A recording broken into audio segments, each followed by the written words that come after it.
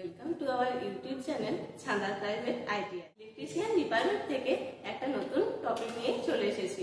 তো আজকের topic Joule's law of heating. বিজ্ঞানী জুল এই সূত্রটি প্রথম আবিষ্কার।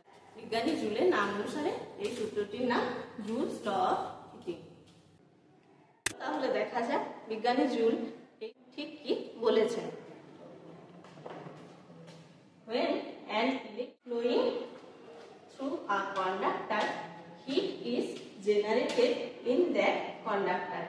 The amount of heat generated in the conductor is proportional to, অর্থাৎ আমরা বলতে পারি যদি কোনো কন্ডাক্টরের মাধ্যমে কারেন্ট ফ্লো হয় তো সেখানে হিট জেনারেট হয়, অর্থাৎ কোনো তারের মধ্যে বিদ্যুৎ যদি প্রবাহিত হয় তাহলে সেখানে তাপ উৎপন্ন হয়। এই তাপের পরিমাণ কারেন্ট, রেজিস্ট্যান্স এবং টাইমের সাথে কিরকম সম্পর্কে থাকে চলো এটা জেনে নেওয়া যাক।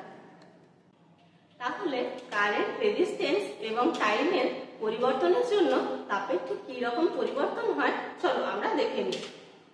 কারেন্টের যদি পরিমাণ বাড়ানো হয় তাহলেও তাপের পরিমাণ সমানুপাতিক হারে বৃদ্ধি পায়, অর্থাৎ কারেন্টের স্কয়ারের সাথে তাপের পরিমাণ সমানুপাতিক হারে বৃদ্ধি পায়। আমরা আই যদি ধরে নিই কারেন্ট এবং হিটটাকে যদি আমরা এইচ দ্বারা ডিনোট করি তাহলে আমরা বলতে পারি H proportional to I square, যেখানে আই হচ্ছে কারেন্ট। ঠিক একই রকম রেজিস্ট্যান্স যখন বৃদ্ধি পায় তখনও তাপ বৃদ্ধি পায় সমানুপাতিক হারে, অর্থাৎ এইচ প্রপোর্শনাল টু আর, যেখানে আর হলো রেজিস্ট্যান্স। এবং টাইম যখন বাড়ে তখনও তাপের পরিমাণ বৃদ্ধি পায়। যদি আমরা টি কে টাইম ডিনোট করি তাহলে এইচ প্রপোর্শনাল টু টি।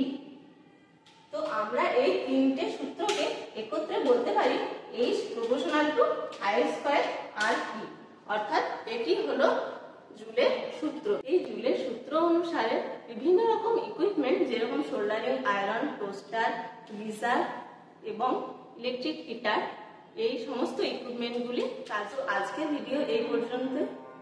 যদি ভিডিওটি ভালো লেগে থাকে তাহলে লাইক, শেয়ার, কমেন্ট করে দিও এবং চ্যানেলটিকে সাবস্ক্রাইব করে দিও। Thank you.